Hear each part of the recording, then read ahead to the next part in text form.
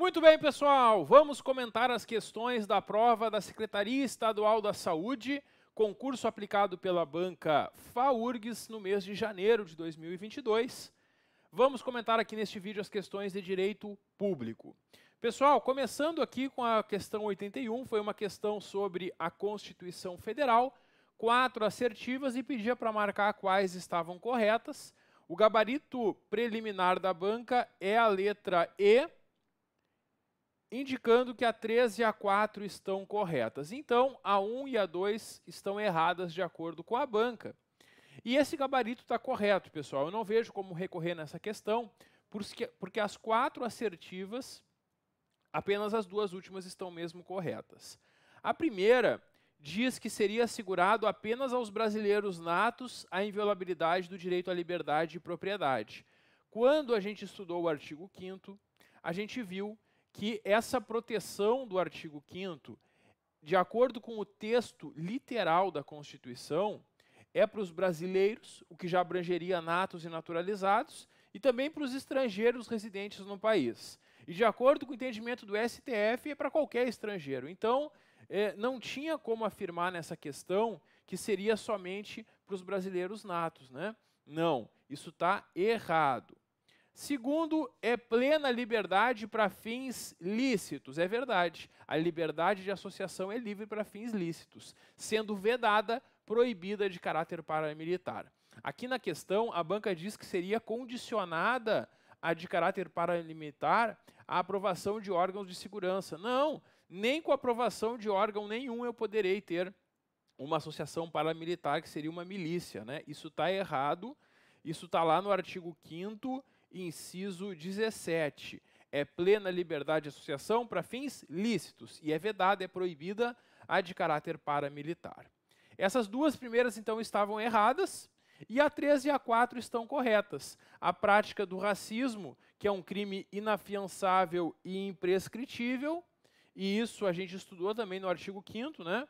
Nós temos aqui, no artigo 5º, então, inciso 42, que a prática do racismo é crime inafiançável e imprescritível.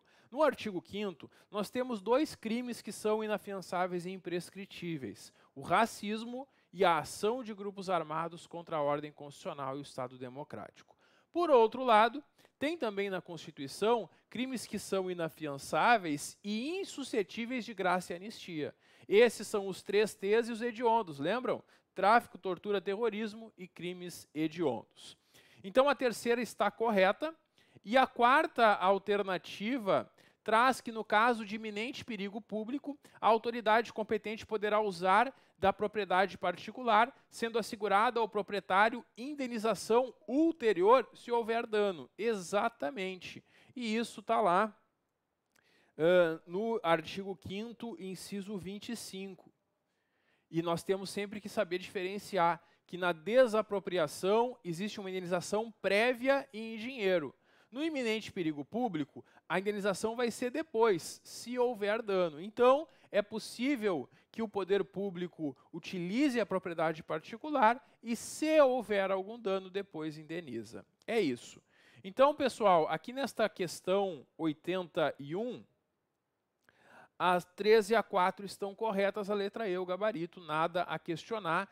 Não vejo como recorrer na questão, porque ela foi bem literal mesmo, de acordo com o artigo 5º da Constituição Federal, que é um artigo, claro, que estava previsto no edital.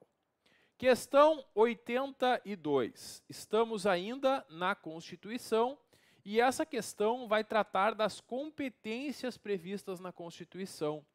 Quando a gente estudou isso no curso, eu falei para vocês que as competências da União se dividem em 4 grupos. O artigo 21 traz competências que são da União, as competências exclusivas. O artigo 22, competências privativas, que é a competência de legislar, assuntos que só a União pode legislar, como direito penal, direito do trabalho.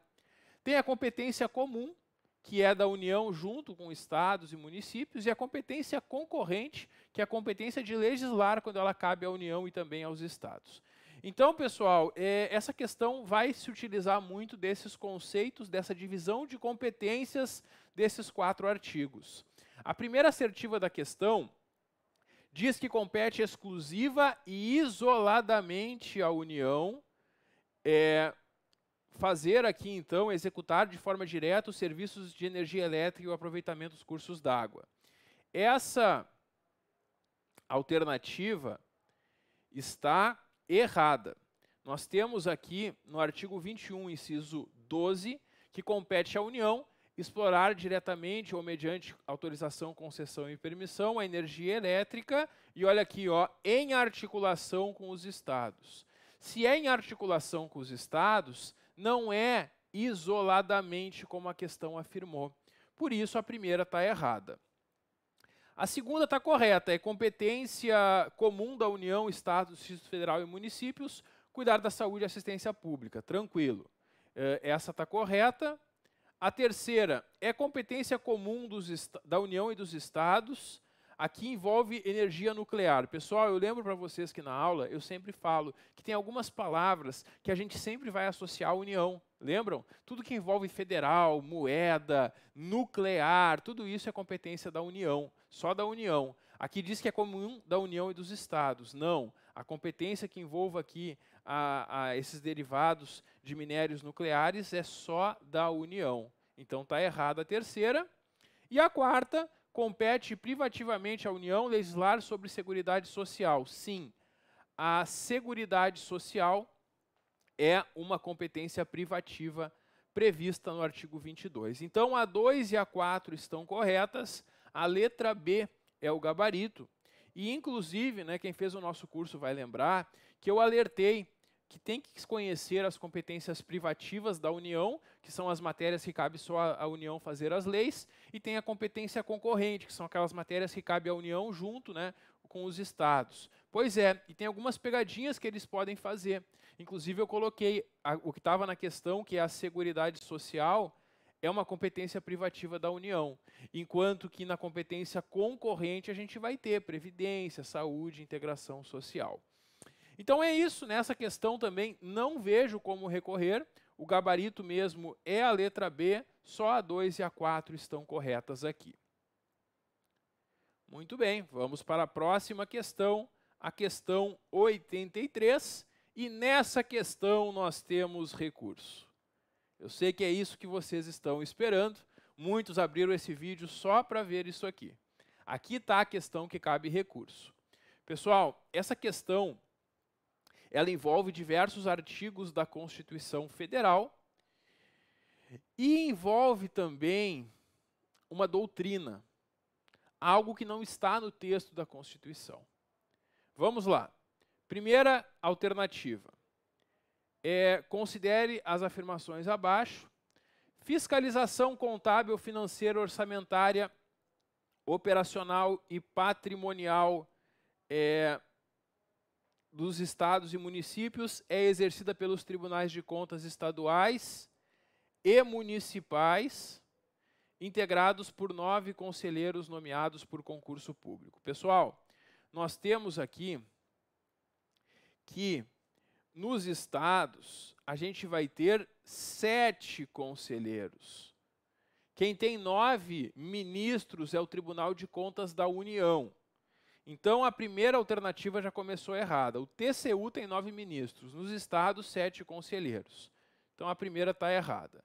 Segundo, a segunda, pessoal, foi dada como errada, e ela diz, pelo princípio da isonomia constitucional, pode o governador, no exercício da direção superior da administração estadual, dispor, mediante decreto e comprovada economia ou erário, sobre a organização e extinção de funções ou cargos públicos vagos. Pessoal, essa alternativa está errada. Isso a gente não vai discutir aqui. Ela está errada. Não tem como marcar ela como certa. Mas por que cabe recurso nesta alternativa? Porque o estudo dos princípios do direito constitucional é algo que a gente vai encontrar na doutrina e, às vezes, na jurisprudência do STF. Não é algo que a gente saiba estudando os artigos da Constituição. E como é que estava o nosso edital de direito público aqui da SES? Diz aqui no edital que eu tenho que estudar da Constituição? Olha aqui, artigos 1º a 135, artigos 145 a 168 e artigos 193 a 204.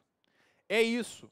O edital não pediu que eu estudasse direito constitucional, não pediu que eu estudasse livros de direito constitucional, não indicou na bibliografia um livro de direito constitucional. Não, nada disso. O edital disse, olha, são esses artigos. E olhando o edital, então, o candidato estudou os artigos, ele não estudou a doutrina. E muitos de vocês certamente não sabiam do que essa questão estava falando. Essa questão, pessoal, ela fala do chamado princípio da simetria constitucional, que é um princípio que a gente estuda ao estudar poder constituinte, que é um conteúdo doutrinário do direito constitucional, que diz o seguinte, olha, nas constituições estaduais, quando vai ser exercido aquele poder constituinte derivado e o Estado vai fazer a sua Constituição estadual, tem algumas normas de reprodução obrigatória. Tem algumas normas que estão na Constituição Federal que a gente aplica também na Constituição Estadual. E coisas que valem para o presidente da República na Constituição Federal vão valer para o governador. É isso. Qual é o erro dessa questão? Ela chamou princípio da isonomia. Não, o certo é princípio da simetria. Muito bem. Então a questão de fato está errada. Mas quem errou essa questão pode apresentar um recurso para a FAURGS dizendo, banca, FAURGS, examinadora, a questão exigiu um conhecimento não previsto no edital e, portanto, deve ser anulada. É só escrever isso. Escreve lá, olha, a alternativa 2 exigiu o princípio da simetria constitucional, exigiu que o candidato conhecesse o princípio da simetria constitucional, que é um princípio estudado na doutrina do direito constitucional. Não está expresso nos artigos da Constituição. Por essa razão, venho requerer a anulação da questão. Essa é a minha sugestão de recurso. É importante que vocês coloquem as palavras de vocês ao escrever e ao explicar isso, mas é isso. É possível pedir anulação dessa questão, porque ela exigiu um conhecimento que vai além do que estava exigido no edital, certo? Bom, então a 1 e a 2 estão erradas mesmo. A terceira, sem prejuízo de outras garantias asseguradas ao contribuinte, é vedado à União, Estados, Distrito Federal e municípios exigir ou aumentar tributos sem lei que estabeleça. É verdade, isso está lá, naquele artigo de direito constitucional que fala do sistema tributário nacional. O artigo 150, inciso 1, traz essa regra. E por isso, então, a gente vai ter aqui que essa terceira alternativa está correta. E a questão 4 está de acordo com o artigo 200, que traz as competências do SUS, que cabe ao SUS colaborar no meio ambiente, inclusive no meio ambiente do trabalho. A 13 e a 4 estão corretas, a letra E, o gabarito nessa questão, mas, como na alternativa 2 ela exigiu conhecimento de doutrina, cabe recurso para anular essa questão. Claro, vai recorrer somente quem errou a questão, porque quem acertou não vai querer recorrer dela, né? Muita gente pergunta, o que acontece se eu recorrer de uma questão? Bom, se a banca reconhecer o erro e anular a questão, todos vão ter essa questão computada como correta. Quem já acertou vai continuar na mesma situação e quem tinha errado ela vai ter ela como certa. É isso. Professor, eu preciso entrar com recurso? Não, não precisa. Porque se vários candidatos entrarem e a banca perceber o erro, quando ela anula a questão, esse ponto vai para todos, para quem apresentou recurso e para quem não apresentou. Então, você não precisa apresentar o recurso, mas se quiser apresentar para reforçar esse argumento, é importante que vocês apresentem. Muito bem, essa é a questão 83. Vamos lá. Questão 84. Essa questão envolve a Lei 10.098, o nosso Estatuto dos Servidores. Não está muito legível aqui, mas eu vou tentar passar para vocês o que foi cobrado. Olha só. Os cargos públicos estaduais providos em comissão de livre nomeação e exoneração não serão organizados em carreira. Isso é verdade, pessoal. O cargo em comissão é aquele que não faz concurso para ingressar. nós temos na administração dois tipos de cargo, né? O cargo efetivo, que é esse que vocês vão conquistar passando no concurso público, vocês vão fazer um estágio probatório e após 3 anos adquirem estabilidade. E tem o cargo em comissão, que é aquele que não faz concurso para ingressar, mas que a qualquer momento pode ser exonerado, pode ser mandado embora. Quando tu faz um concurso para um cargo efetivo, este cargo pode ser isolado ou em carreira. Se ele é em carreira, tu vai ingressar na classe inicial do cargo e com o tempo pode crescer na carreira, ser promovido e ganhar mais. Se o cargo for isolado, não terá promoções. Isso para o cargo efetivo, que pode ser isolado ou em carreira. O cargo em comissão sempre vai ser isolado. Não existe cargo em comissão em carreira. Não tem como ser promovido quem é CC. Cargo em comissão não tem promoções. Então é isso. O artigo 4º, parágrafo 1º, diz que os cargos em comissão não serão organizados em carreira, então a primeira está correta nessa questão.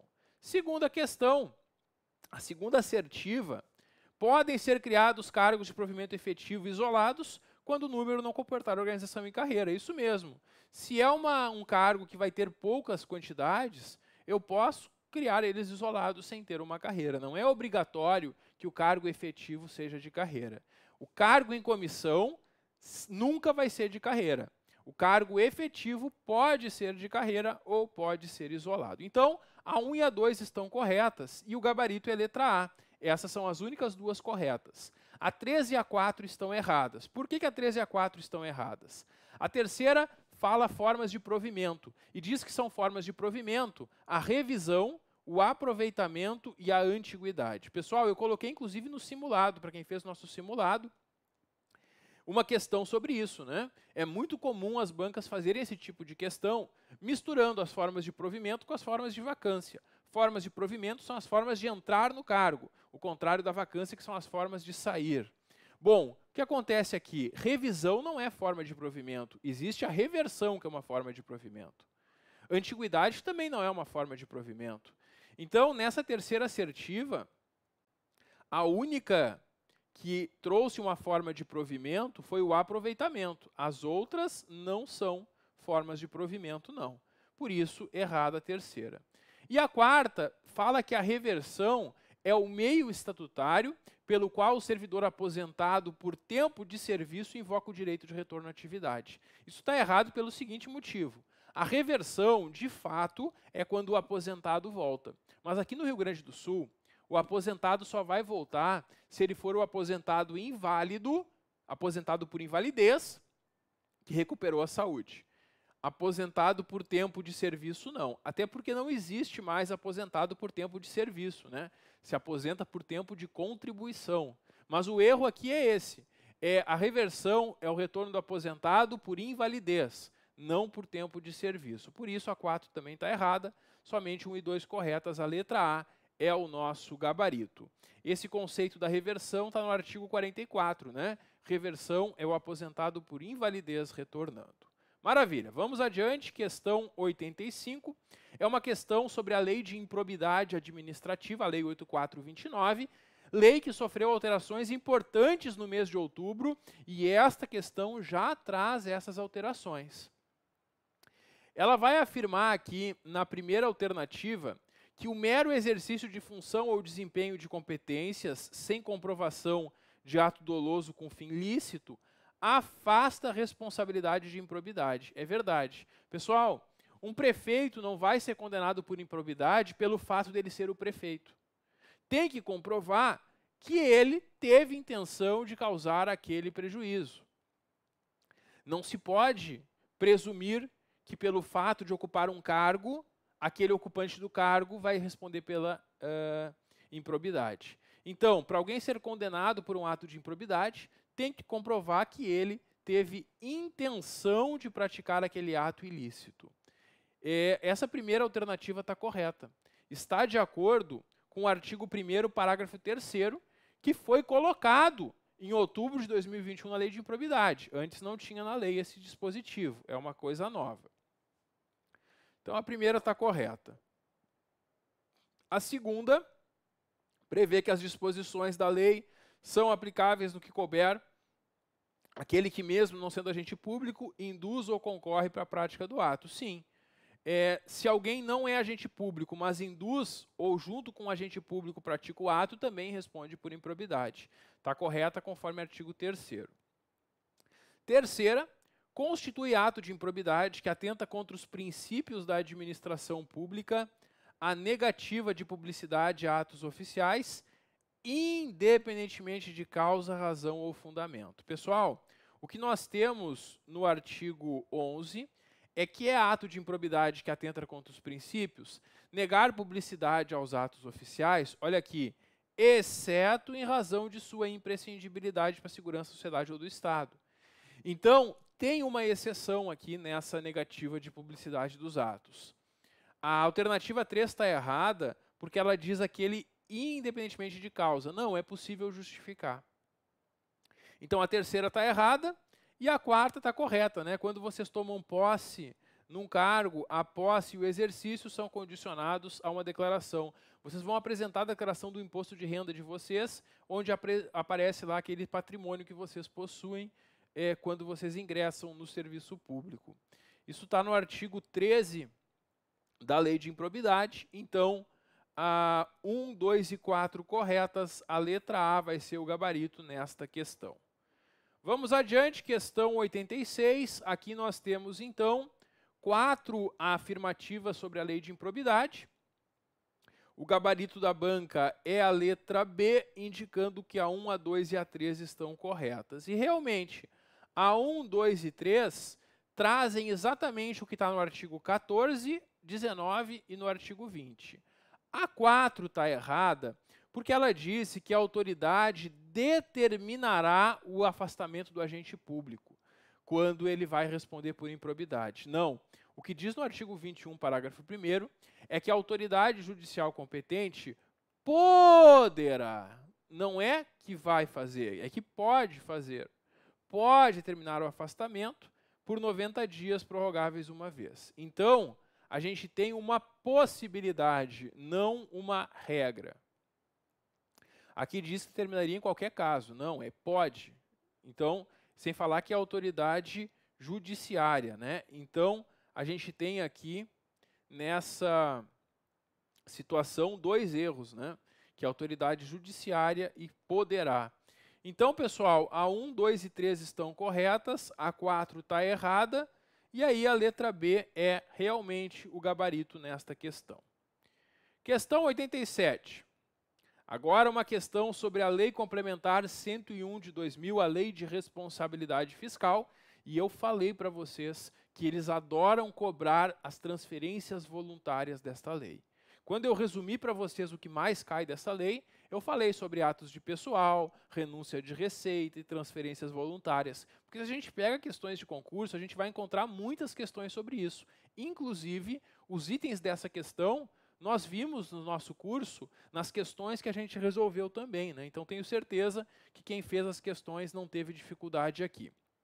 Pessoal, o gabarito é a letra B nessa questão, indicando que a 1, 2 e 3 estão corretas e a 4 está errada. Olha só, a primeira trouxe o conceito de transferência voluntária. Lembra aquele esquema que a gente fez?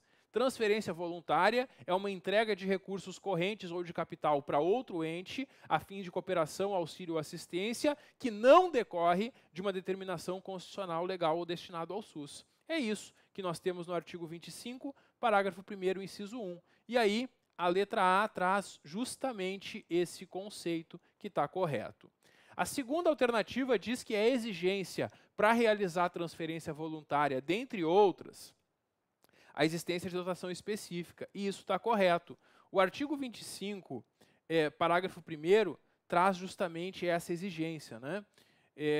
Esse conceito da primeira está no artigo 25. E o parágrafo 1º traz uma lista de requisitos. E o primeiro requisito para uma transferência voluntária é que tenha dotação específica, quer dizer, tem que estar previsto no orçamento, tem que ter aquele dinheiro disponível para fazer essa transferência. A segunda está correta e terceiro, essa cai muito em prova. É vedada a utilização de recursos transferidos em finalidade diversa da pactuada. Sim, quando é feita uma transferência voluntária e a União transfere dinheiro para o município para ele aplicar na saúde, ele não pode pegar aquele dinheiro e colocar em outra coisa. Ele tem que utilizar para aquela finalidade que foi pactuada. Isso está previsto no artigo 25, parágrafo 2º, e a gente viu muitas questões cobrando isso, né? Correta também.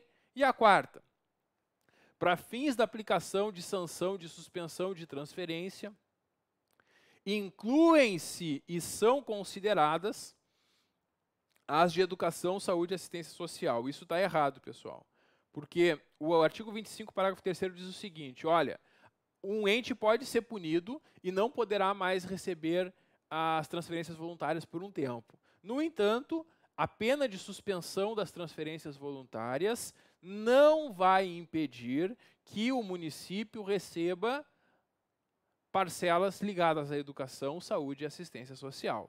Então, a quarta está errada, 1, 2 e 3 corretas, a letra B, o gabarito, então, na questão 87. Questão 88 é uma questão sobre a lei do pregão, a lei 10.520, ela traz 4 assertivas e só a primeira estava correta. O artigo 4º, inciso 7, traz justamente essa regrinha aqui, que é quando se inicia, né, a abertura da sessão do pregão. Então, a primeira está correta, a segunda está errada, porque diz ali que poderia ser possível a exigência de garantia de proposta, excepcionalmente. Coisa nenhuma. O artigo 5º da lei do pregão diz que é vedada a garantia de proposta e não tem exceções. Então, a segunda está errada. A terceira está errada porque o prazo das validades vai ser de 60 dias se não tiver outro no edital. A questão disse que seria de no máximo 90 dias sempre. Não, é de 60 dias e pode ter outro prazo fixado, portanto. E 4, admite-se sem qualquer sanção que o convocado não desista da celebração do contrato da entrega do bem licitado, diante da informalidade. Não, na verdade, pessoal, o que nós temos aqui é que se o convocado desistir, ele está sujeito à punição e ele pode, inclusive, ficar suspenso de licitar. Então, isso está no artigo 7º. Então, pessoal, nessa questão, só a primeira estava certa mesmo, a letra A é o gabarito na questão 88. Questão 89 traz como gabarito a letra D, é uma questão sobre a nova lei de licitações, e traz como corretas a 3 e a 4. Vamos ver. Primeiro, estão também subordinados à lei de licitações contratos que têm objeto operação de crédito ou contrato de gestão da dívida pública. Não. Esses contratos não estão sujeitos à nova lei de licitações, conforme artigo 3º, que diz que eles não se subordinam a esta lei. Então, a primeira está errada. A segunda, olha a banca inventando, diante da universalidade, isso nem existe na lei de licitações, mas diante da universalidade do processo licitatório, é facultado ao autor do anteprojeto, projeto básico executivo, disputar a licitação. Não, não é, pessoal. O artigo 14 diz que não podem disputar a licitação ou participar da execução do contrato o autor do anteprojeto, projeto básico ou executivo. Isso está no artigo 14, inciso 1. A nova lei de licitações prevê a contratação integrada, que uma empresa pode ser contratada para fazer tudo, projeto básico, executivo e execução, mas aí ela é contratada de uma só vez para tudo. Se não for assim, se não for a contratação integrada, se for feito por etapas, quem fez o projeto básico não pode concorrer na licitação para o projeto executivo, por exemplo. Isso não pode, para evitar qualquer direcionamento. Então, a segunda está errada com base no artigo 14. E a 3 e a 4 estão corretas. A 3 traz modalidades de licitação, e aqui nós temos o concurso e o leilão, que são modalidades que já existiam na Lei 8666, e a nova modalidade, que é a modalidade do diálogo competitivo. Essa é uma nova modalidade da nova Lei de Licitações, vai cair muito em prova, eu avisei vocês no curso, inclusive no nosso simulado a gente fez questões desse tipo.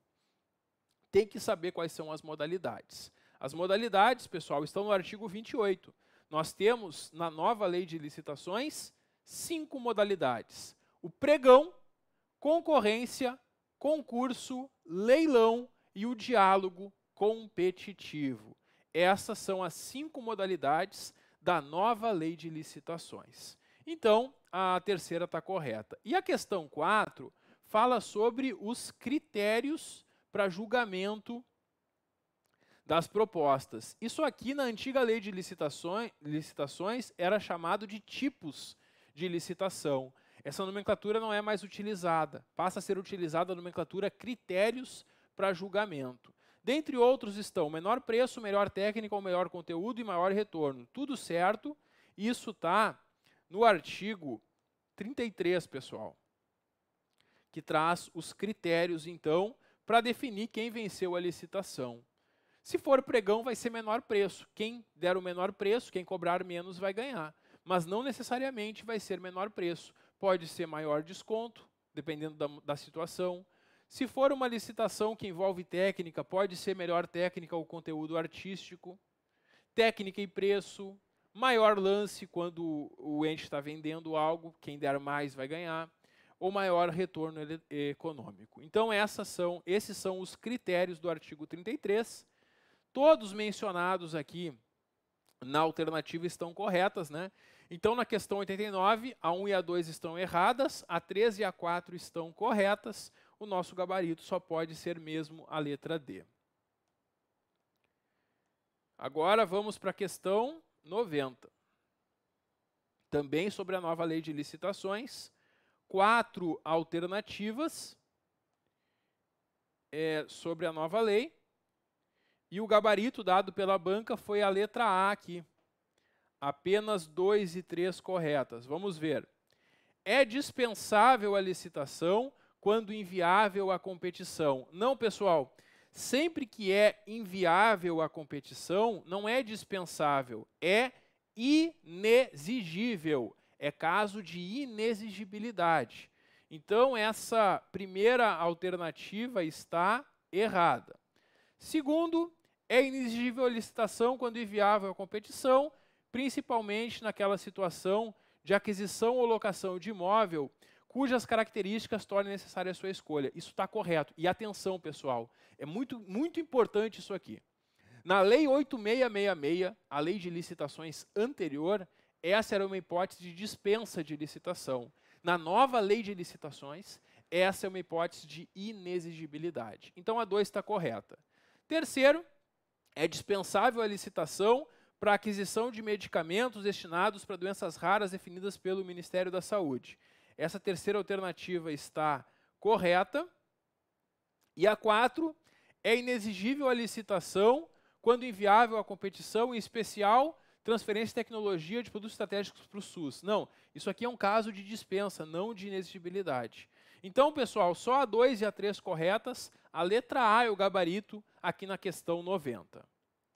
Tem mais, questão 91 agora sobre a lei do processo administrativo estadual. Essa questão aqui, a 1 e a 4 estão corretas, a 2 e a 3 estão erradas. A primeira é cópia do artigo 12, que diz que a capacidade observe a regra da legislação civil, do Código Civil. Está certo, sem nenhum problema. A segunda está errada, porque fala que a delegação poderia ser feita de forma irrevogável. Não. De acordo com o artigo 16, parágrafo 2º, o ato de delegação é revogável. Então, sempre que uma autoridade delega para outra uma competência, ela pode revogar essa delegação e pegar a competência de volta. Então, é revogável. É errado dizer que é irrevogável. A terceira diz que pode ser objeto de delegação a decisão de recurso. Não, pessoal. O artigo 15 diz que não pode ser objeto de delegação. Eu falei para vocês que isso caía em prova e coloquei no nosso simulado os 3 atos indelegáveis. Não podem ser delegados. Atos de caráter normativo, a decisão de recurso, que é o que caiu na questão, e a competência exclusiva. Esses atos são indelegáveis. Por isso, a terceira está errada, com base no artigo 15. E a alternativa 4 está certa, ela trouxe aquele princípio do direito administrativo, que lá na doutrina a gente conhece como autotutela, que está no artigo 63 aqui da lei, que diz que a administração pode anular seus próprios atos quando eivados de vício de legalidade ou revogar por conveniência ou oportunidade. Correta essa alternativa. Então, de fato, a 1 e a 4 estão corretas aqui, a letra E é o gabarito na questão 91. Questão 92, aqui nós temos a lei estadual aqui, que dispõe sobre o processo administrativo, mais uma questão sobre ela. O gabarito indicado pela banca é a letra B. A 1, a 2 e a 3 estão corretas. Realmente, a banca simplesmente copiou os artigos 69, 70 e 85. E a quarta alternativa está errada, porque diz que as penalidades seriam apenas de natureza pecuniária. Isso está errado, porque as sanções podem ter natureza pecuniária ou podem consistir em uma obrigação de fazer ou não fazer. Então, não é necessariamente uma sanção em dinheiro. Pode alguém ser condenado a fazer ou não fazer algo. Então, a quarta está errada. 1, 2 e 3 corretas. A letra B, o gabarito, de acordo com o que está lá indicado pela banca. Questão 93, agora sobre a LGPD, Lei Geral de Proteção de Dados Pessoais. A 2 e a 4 estão corretas e a 1 e a 3 estão erradas. O gabarito é a letra B. Pessoal, a primeira alternativa está errada porque diz que não estão assegurados a toda pessoa natural dados pessoais. Estão sim, pessoal. Os dados pessoais não são públicos e notórios. Toda pessoa natural tem assegurada a titularidade dos seus dados. Está lá no artigo 17 isso. Então, a primeira está de fato errada. A segunda está certa porque o artigo 4º diz que essa lei de dados pessoais não se aplica para fins jornalísticos. E isso é o que foi colocado aqui. De fato, não se aplica para fins jornalísticos e artísticos. A segunda está correta, conforme o artigo 4º. A terceira diz que a lei se aplica a dados para fins exclusivos de segurança do Estado. Não, também não se aplica para dados de segurança do Estado, conforme o artigo 4º. Por isso, a terceira está errada. E a quarta, atividade de tratamento de dados pessoais, deve observar a boa-fé e, dentre outros princípios, o livre acesso. Está certo.